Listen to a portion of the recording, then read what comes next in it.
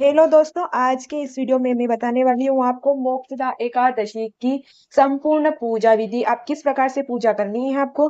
तो आज हम बात करने वाले हैं मोक्षदा एकादशी की, उस पावन तिथि जिस दिन केवल एक व्रत आपके जीवन के बड़े बड़े पापों से मुक्ति दिला सकता है, जिसकी एकादशी पर पितरों की आत्मा और शांति और भक्तों को मोक्ष का मार्ग मिलता है। अगर आप चाहें तो घर पे पूजा, शांति और विष्णु का आशीर्वाद इस वीडियो को अंत तक जरूर देखें। चलिए वीडियो शुरू करते हैं।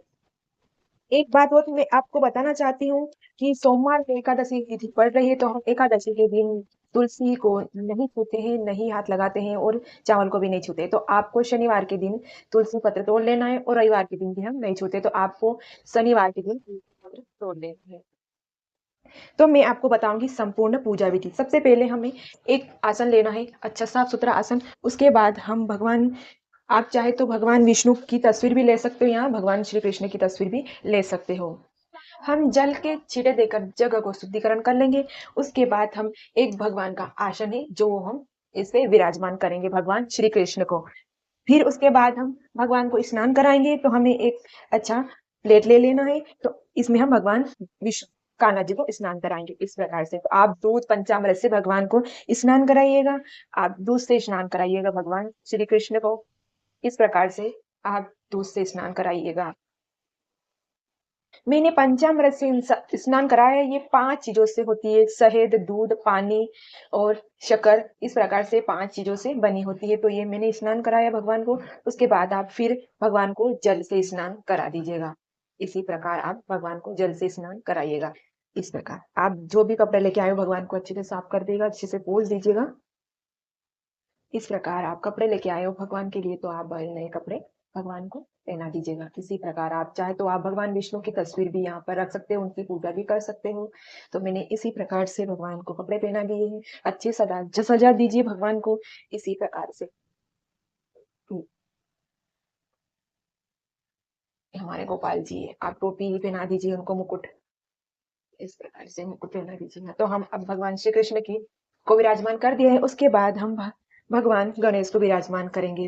फूलों का आसन देकर हम भगवान विष्णु गणेश जी को विराजमान करेंगे। तो हम एकादशी के दिन हम चावल को नहीं छूते, तो हम फूलों का आसन देंगे। इसी प्रकार से आप भगवान गणेश जी को विराजमान करें। फिर आप भगवान विष्णु को भी थोड़ा सा फूलों का आसन देके आप भगवान विष्णु को भी इस प्रकार से विराजमान कर सकते हैं।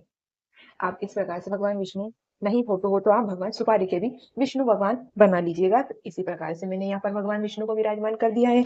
उसके बाद हम जल के छींटे देकर स्नान कराएंगे। सबसे पहले हम भगवान कृष्ण को स्नान कराएंगे, फिर हम गणेश जी को स्नान कराएंगे, उसके बाद हम विष्णु भगवान को स्नान कराएंगे। उसके बाद हम तिलक, उसके बाद आपको गणेश जी को तिलक करना है। फिर आप भगवान गोपाल जी को तिलक कर दिए, फिर विष्णु भगवान को तिलक कर सकते हो। आप चाहते हो चाहे तो कलश स्थापना भी कर सकते हो, नहीं तो कोई बात नहीं है। आपको जो उचित लगे आप कलश स्थापना कर सकते हो, नहीं तो आप कोई बात नहीं है। आप चाहे तो फूलों की माला लेके आए, वो आप भगवान को पहना दीजिएगा, नहीं है तो आपके पास है वो भी चलेगा। भाव होना चाहिए भक्ति में। उसके बाद हम भगवान को फूल अर्पित करेंगे, गणेश जी को फूल अर्पित करेंगे हम। उसके बाद हम विष्णु भगवान को फूल अर्पित करेंगे। जनेऊ अर्पित करना है हमें गणेश जी को। उसी प्रकार हमें कृष्ण भगवान को भी जनेऊ अर्पित करना है और हमें विष्णु भगवान को भी जनेऊ अर्पित करना है। सर्वप्रथम हम भगवान को तुलसी दल अर्पित करेंगे। ये तुलसी दल अर्पित करें सर्वप्रथम भगवान को। फिर उसके बाद हम आरती उतारने के लिए घी का दीपक जलाएंगे। शुद्ध देसी घी का दीपक होना चाहिए। उसके बाद भगवान को भोग के, कहते हैं बिना तुलसी के बिना पूजा अधूरी होती है। विष्णु भगवान की पूजा में तुलसी जरूर होनी चाहिए। तो विष्णु भगवान की पूजा कर रहे हैं तो उन तुलसी के बिना पूजा अधूरी होती है। तो भगवान विष्णु को हम पंजीरी बनाए, तो उनको पंजीरी बहुत पसंद है, तो हमें उन्हें पंजीरी बनाना है। और अब पूजा करते समय मन ही मन में भगवान विष्णु का मंत्र का जाप करें या भगवान श्री कृष्ण का मंत्र का जाप करें। इस प्रकार से आप पूजा करें। उसके बाद गणेश जी को सफेद फूल बहुत पसंद है, तो आप भगवान गणेश जी को सफेद फूल अर्पित कीजिएगा। उसके बाद हमें आरती उतारने के लिए तो दीपक है, उसके बाद हम कपूर जलाएंगे। उसके बाद हम भगवान की आरती उतारने के लिए हमें धूप दिखाने के लिए हमें धूप बत्ती चाहिएगा, ये धूप चाहिएगा।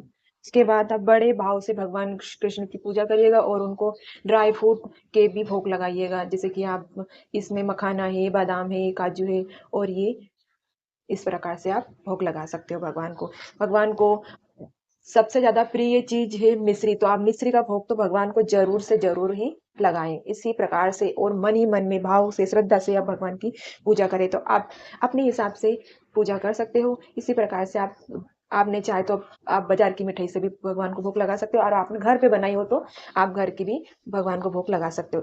ऐसी कोई बात नहीं है। बहुत सारे पूछते हैं कि क्या हम बाज़ार की मिठाई से भगवान को भोग लगा सकते हैं? तो ऐसा कुछ भी नहीं है। अब उसके बाद ड्राई फ्रूट, जो भी आपके यहाँ फल, ऋतु फल जरूर होने चाहिए पूजा में फल होना बहुत शुभ माना जाता है, तो फल जरूर होने चाहिए। तो इसी प्रकार से आप इस प्रकार से फूल लीजिएगा। अब हम भगवान को भोग लगाएंगे। इस प्रकार से आप भगवान को भोग लगा दीजिएगा। आप इसी प्रकार से भगवान विष्णु को पंजीरी बहुत पसंद है, तो आप भगवान को विष्णु को भोग लगाइएगा। भगवान गणेश जी को फल फ्रूट का भोग लगाइएगा, इसी प्रकार से। और हम भोग लगाने के बाद हमें एक पानी का गिलास भी रखना है, क्योंकि भोजन कराने के बाद तो पानी की जरूरत होती ही है। तो हमने ये सारी पूजा कर दी है। तो दोस्तों, मैं आपको बहुत सरल पूजा बता रही हूँ। जो भी आपके घर में चीज़ उपलब्ध है, आप उसी प्रकार से आप भगवान की पूजा कर सकते हो। भगवान भाव के भूखे, न कि कोई चीज़ वस्तु के भूखे हैं। तो भाव ज़रूरी होना पूजा में। तो आपकी पूजा में कमी रहे, उसके लिए यथा स्वरूप हम दक्षिणा रखेंगे, आप दान रखेंगे। जो पूजा में कमी रह जाए उसके लिए तो हम ये ब्राह्मण को दान कर देंगे, या हम किसी गरीब को दान कर देंगे। आप बड़े ही भाव से भगवान की हम आरती करेंगे। इसी प्रकार आप कपूर जला लिएगा, ये आप धूप बत्ती जला लिएगा, और हम बड़े ही प्यार से, बड़े ही भाव से भगवान की आरती करेंगे। तो आप इस प्रकार से, आपके यहाँ मोबाइल, आपको आरती आती हो तो आप गा सकते हो, नहीं तो आप मोबाइल में भी आरती गा सकते हो। इसी प्रकार से आप आरती करिएगा, या आप या मंत्र का जाप भी कर सकते हो और आरती करिएगा। आरती करते समय एक बात का विशेष ध्यान रखें कि ओम का आकार आपको जरूर बनना चाहिए। तो आपने आरती कर दी, हम आप सबको आरती दिखा देंगे। इसी प्रकार से आरती करने के बाद थोड़े से जल के छींटे हमें डाल देने हैं, और हमें शुद्धि कर देनी है। इसी प्रकार से हम हाथ जोड़ेंगे, भगवान को आरती कर दी हमने। तो दोस्तों, मोक्षदा एकादशी के दिन भगवान श्री कृष्ण ने गीता का ज्ञान सुनाया था अर्जुन जी को। तो इस दिन के लिए ये दिन भी बहुत विशेष। इस दिन व्यक्ति विष्णु पूजा, तुलसी अर्पण और एकादशी व्रत करता है, उसके सभी पाप नष्ट हो जाते हैं। तो ये थी वो सारी पूजा विधि जो मैंने आपको सरल पूजा विधि दिखाई है, और मैंने आपको करके बताई है। जो आपके पास जो भी सामान हो, आप उसी प्रकार से आप पूजा कर सकते हो। यानी कि नहीं, ऐसा नहीं है कि हमारे पास वो चीज नहीं है तो हम पूजा नहीं कर सकते। आपके यहाँ जो भी है, आप बड़े भाव से पूजा करिएगा। भगवान भाव के भूखे और किसी चीज के भूखे नहीं है। तो मोक्षदा एकादशी पर किया गया व्रत का साधारण नहीं, यह वही तिथि है जो भगवान श्री कृष्ण को भगवान श्री कृष्ण ने गीता का ज्ञान दिया था अर्जुन को। इसी दिन व्यक्ति विष्णु पूजा, तुलसी अर्पण और एकादशी व्रत करता है, उसके सभी पाप नष्ट हो जाते हैं। कहा गया है कि इस दिन किया गया एक दान हजारों वर्षों के पुण्य के समान होता है। पितरों की मुक्ति, सुख शांति और मोक्षदा, यही मोक्षदा एकादशी का सबसे बड़ा वरदान है। तो दोस्तों, मेरा यह वीडियो कैसा लगा? वीडियो अच्छा लगा तो लाइक करें, शेयर करें और सब्सक्राइब करना ना भूलें, और कमेंट बॉक्स में जय श्री हरि जरूर लिखें। धन्यवाद।